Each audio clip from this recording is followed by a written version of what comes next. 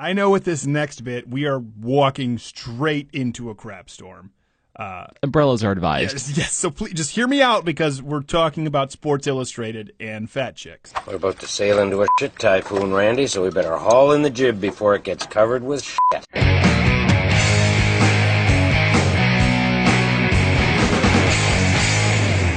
Okay, so first, before you get all mad about fat shaming, there'll be plenty of that down the line. That's not the main point here. Sports Illustrated had 3 covers. Ronda Rousey, some moderately cute blonde, I don't know her name, and then your big girl, Ashley Graham. Is that it? I think so. Yeah, Ashley Graham. Okay, now before we get into all of this is not about hating fat people, okay? This is a truth here, okay? This is not about big beauty. Sports Illustrated is simply using this as a new marketing gimmick to make fat girls feel good about themselves. He's about to enter the shit tornado to Oz. This has nothing to do with reflecting normal bodies, okay? Look at Ashley Graham. Any of you out there look like that? Right? Okay, she's a size 16. She says she's 5'9", size 16. Which, she's probably pushing it. She's probably more like 5'7", 5'8", size 18. Which, okay, first, is not normal. That is overweight. That is significantly... She's not like Tess Holliday. She doesn't have an orbit, but she's relatively large. And by the way, when we include average, to give you an example, I have a great family doctor. Before we get into this, okay? Average is a number that's just thrown about. Oh, so average is size 14. That includes the entire population, including the morbidly obese people who are unhealthy and have diabetes and health conditions. For example, when I was going through some tests with my doctor, I said, well, what's the normal range? We were testing my thyroid. It turns out I've talked about this. I've had an issue with it. He goes, well, it depends. Here's the range that was acceptable by doctors for a long time, but that also includes people in the general population with hypothyroidism and diabetes. He goes, you remove those people and include only the healthy population, that range diminishes greatly. So let's be clear about that when we're talking about average. Sometimes it's a lot better to watch a shit tree grow than to try to shake the shit fruit out of it. Real quick, want to tell you about our sponsorship this week, Audible.com. Go to audible.com/Crowder.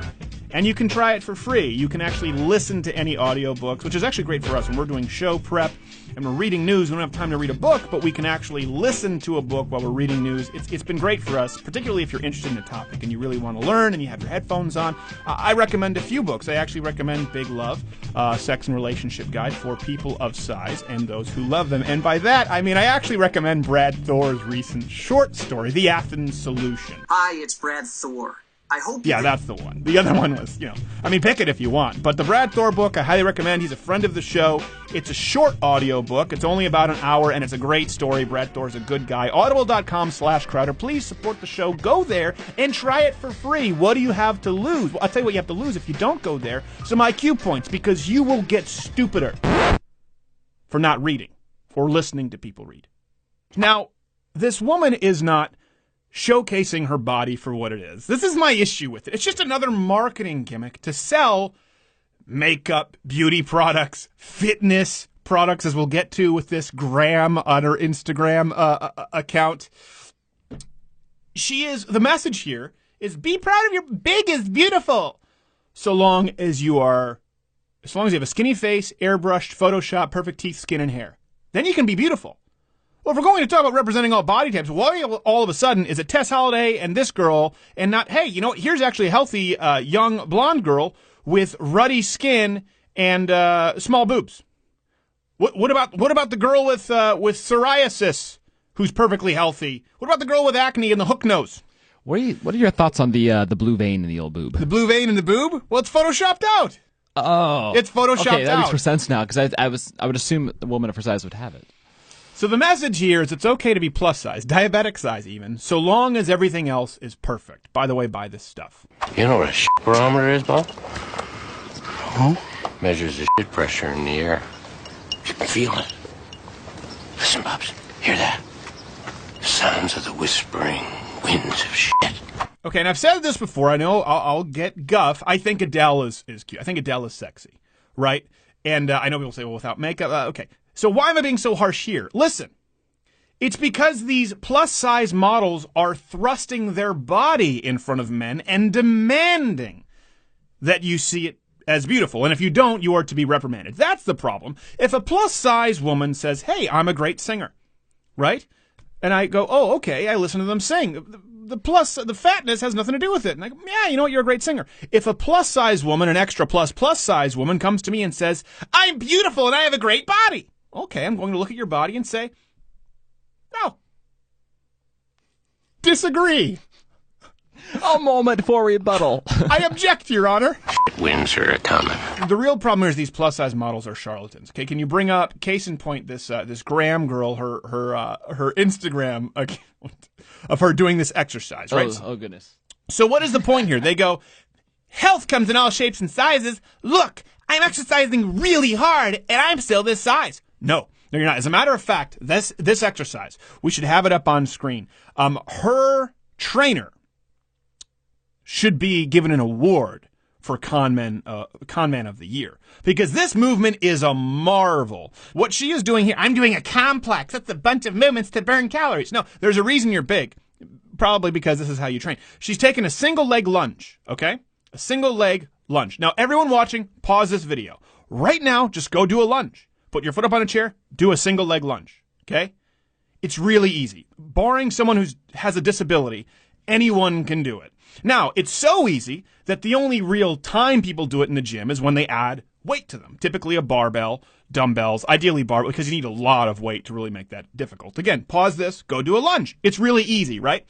So, what this woman is doing is taking a movement, a gravity-based movement, the lunge, requires gravity as resistance, and combining it with a cable crossover, an anti-gravity movement, a movement that has weight coming from a pulley system in the ceiling. So she has taken a gravity movement and an anti-gravity movement to fool herself as she does all kinds of physical motion while never, ever encountering any resistance whatsoever. What she is doing here is more akin to the weightless space, the weightless machine at Space Camp. Did you ever go to Space Camp? No. Well, I'm always jealous of the kids who did. Thanks for bringing that up, though, Steven. Here's the little known fact about Space Camp. Comes with a lot of ass kickings. So. Well, I got those anyway, so I would have rather done it in a weightless spacesuit. They put you in this machine that's like, you basically move and the leverage causes that momentum to go somewhere else. So, if I push here, it actually resists against it. That's the whole thing. Her movement is more akin to the anti-gravity machine at Space Camp than it is to any kind of actual exercise. You idiots have loaded up a hair-trigger, double-barrel shit machine gun, and the barrel's pointed straight at your own heads. It's a complex. No, it's a con job. That pulley is literally pulling her out of the lunge. So when you just did your single weight lunge there, even without any, and how easy it was, hers is easier than that. It's like when you were a kid in high school and you went to the pull down machine, you put on all this weight and you had your friends hold you down, you go, okay, let me go. And you let them slingshot you up. She's doing that. Now. Or like when your parents neglect you in the doorway with one of those, as a toddler, with one of those little bouncy seats. Yes. Those are great. Those are great. Yeah. Exercise. And they rescue a dog. The kids will get along, and it mauls your face, and they have to surgically reattach it. And you're bouncing and having a great time, so it doesn't matter. Ooh, Roscoe, we shouldn't have rescued you. I didn't know you were a bait dog. So, the point is, she is doing less than you will do right now when you pause this video. She is doing less than that and claiming that she's exercising really hard, but this is just how big she is. And she's going to sell the celebrity, Curvy Fit Club. She's going to start selling DVDs, and you'll have women out there who are overweight who will do this useless training, never lose weight, and say, I'm fit and I'm healthy because I move a lot. No, you're not. You're lying to yourself. My problem here is, listen, if you want to be big, that's fine. But just admit it. Don't find ways to trick people so you can sell things. The abyss. The shit abyss. Just as an example, guarantee you if Graham stops this BS, separates the two motions, okay? Lunge with a barbell. Now the lunge has not only body weight resistance, because you may even just need body weight, but let's say add a barbell. You have lunge, body weight resistance, separate it, stop that, then go do cable crossover. Or if your trainer actually knows anything about anything, do some pull-ups. For you, it'll take a while to get to one pull-up, okay? Do some pull-downs. The point is, do an actual complex of compound movements that would involve major muscle groups and then do basic cardio or conditioning. It's not reinventing the wheel. Guarantee you.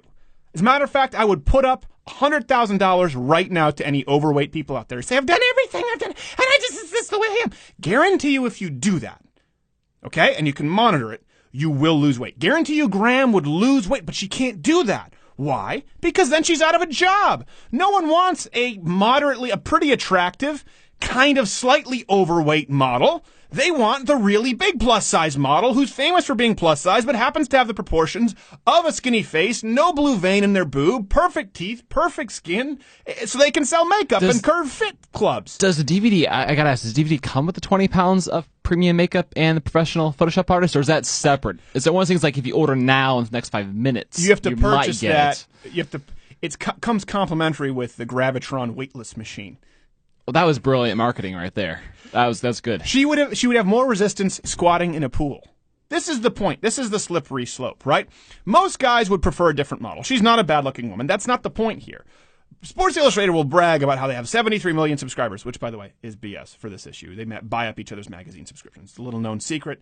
Anyone who's worked in the publishing industry knows that they constantly inflate their numbers. Anyway, they will say 73 million subscribers. Right. Now, if you were to act, but what they won't tell you is how many of these 73 million men who buy this copy, if say, okay, which one is your favorite cover, will choose Miss Size 16. They'll never release those numbers. My problem here is not with big women. My problem is not with skinny women. My problem is not with attractive or unattractive women. My problem is with women who throw market responses to the wind, the free market to the wind, thrust themselves in the spotlight and demand that you call them beautiful and say that it's hateful to say otherwise.